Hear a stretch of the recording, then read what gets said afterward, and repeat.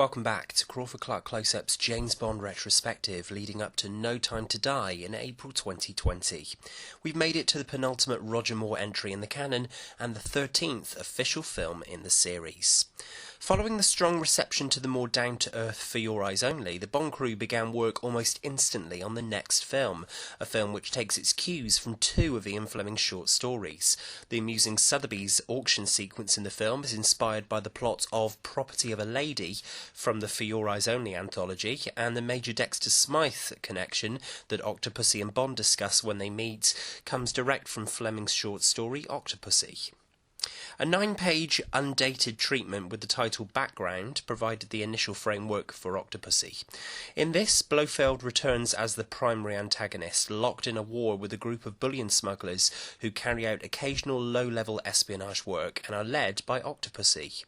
Returning director John Glenn works alongside Cubby Broccoli and screenwriters Richard Maybaum and Michael G. Wilson in delivering a 62-page treatment dated September 3rd, 1981, retaining the presence of Blofeld as the key antagonist, but having a large part of the story take place in Tokyo. Then the producers hired George MacDonald Fraser, author of the Flashman series of historical adventure novels, to work on the screenplay. The film's plot remained in flux until a revised storyline was submitted on December 15th, with 009's murder in Berlin, the Fabergé egg auction in London, Bond's confrontational backgammon game with Kamal Khan, Khan's involvement with the Russians, Octopussy's floating palace, and the climactic nuclear threat. Fraser expanded this into a full treatment delivered on January 11th, 1982, and then delivered a 118-page first draft of the screenplay on February 5th. Fraser would go on to write 5 drafts of Octopussy's screenplay in total. The big question on producers' minds, however, was who is going to play James Bond? Roger Moore was reportedly stepping down from the role he'd given a new lease of life over the last 8 years and 5 films, and American actor James Brolin and Michael Billington, who had appeared as Agent XXX's lover in the pre-titles of The Spy Who Loved Me, were the top contenders for the role. They both performed screen tests at Pinewood in June 1982, before Moore decided that he would return for his 6th outing. Principal photography on Octopussy began on August the 9th, 1982, with early scenes shot, including M's office and Sotheby's, before moving in late August to the RAF base at Upper Heyford in Oxfordshire, where the location doubled for the West German US Army base, where the film's climax in Octopussy's Big Top Circus would take place. Shortly after this, the logistically challenging pre-title sequence was shot at RAF Northolt in Ruislip, Middlesex. The amazing stunt of the plane flying through the hangar was shot in the first week of September 1982. The traditional gun barrel opens onto the potpourri of action and intrigue that is the Octopussy pre-title sequence, and according to director John Glenn, Moore has never been better. It's another bit of fluff that has nothing to do with the rest of the narrative, but it's an engaging opening sequence that sets the tone well for things to come. We then head straight into Maurice Binder's title sequence for the film, shot across 5 days in February 1983, with Rita Coolidge's all-time high, the theme song this time around. It's a little under par compared to some of the other classic Bond themes preceding it, but once again, the main chords from the theme are incorporated well into the rest of the score by returning composer John Barry. Maurice Binder's title design looks a little pedestrian and uninspired for the first time here, though. Having taken a break from Bond on Eyes Only, John Barry returned to scoring duties for Octopussy and rightly tried not to introduce the film's already risque title into song lyrics. Barry's score, recorded in April 1983, is another terrific effort, lending some great tension to some key sequences in the film, especially the 009 assassination sequence after the title sequence, and also Eastern influences for the India setting of the film.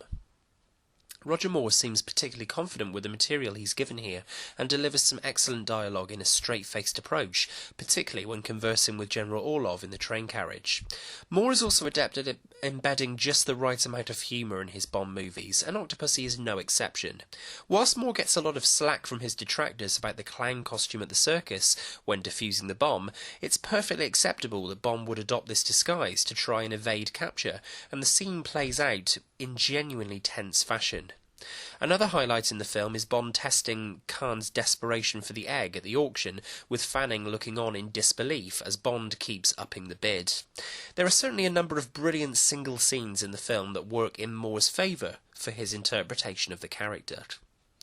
Octopussy welcomes Robert Brown back to the Bond series after his brief appearance in The Spy Who Loved Me, and he's now adopted the mantle of M from the late Bernard Lee and does a terrific job first time around, reprimanding Bond for his antics at Sotheby's, yet also giving him a knowing smile when Bond goes off on Operation Trove and heads to India to investigate Kamal Khan and Octopussy. Lois Maxwell's Moneypenny also randomly gets an assistant in the form of Penelope Smallbone, who won't appear in any future Bond movie. The rest of the exotic cast are assembled, with Stephen Burkoff's flamboyance working perfectly for the sinister General Orlov, Kabir Bedi as the villain's right-hand man Gobinda, and close friend of Cubby Broccoli, Louis Jourdan, as exiled Afghan Prince Kamal Khan. Moore was particularly delighted to work with Jourdan, and they remained friends for years after making the film. Famous Davis Cup tennis player Vijay Armitage portrays Bond's contact Vijay in India, and is another top ally for Bond. His death at the end of the second act by the hands of Gobinda and his men, and Bond's reaction to this, is another excellent sequence. Octopussy marks the second Bond film to feature two Swedish leading ladies after The Man with the Golden Gun, and both films feature Maud Adams. Where Adams played the fated Andrea in Golden Gun, she gets far more to do second time around as the eponymous Octopussy. The character is shrouded in mystery, with Bond not even getting to meet her until over an hour into the film. Moore loved working with Adams and regarded her as one of his strongest leading ladies. Moreover, Moore was pleased that he got to just kiss Adams in this film as opposed to getting more violent with her in Golden Gun. The other Swedish actress cast in Octopussy is Christina Wayborn as one of Octopussy's girls, Magda. Octopussy has the distinction of being the only Bond film so far to travel to India, and whilst there isn't a great deal of India showcased in the film, it adds exoticism to the series that hadn't been present for a number of years. Q is also present in India at his workshop and in assisting Bond on the raid on the Monsoon Palace in the film's climax. Production designer Peter Lamont impresses with his work on the film, with the Russian council set in the first act being one of his best sets, simple yet effective in the vein of Ken Adams' early contributions to the Bond series. Other great scenes in the film include the tuk-tuk taxi chase, the backgammon game with the loaded dice, and the assassination of 009 is one of the strongest individual scenes in a Bond film. In November 1982, Pinewood Studios became home to the set for Octopussy's Circus, and the large crowds were coordinated by a then young Barbara Broccoli.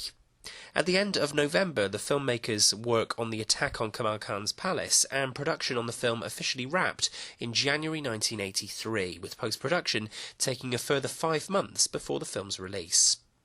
From Bond disarming the bomb, the pacing of Octopussy's finale becomes a little abrupt.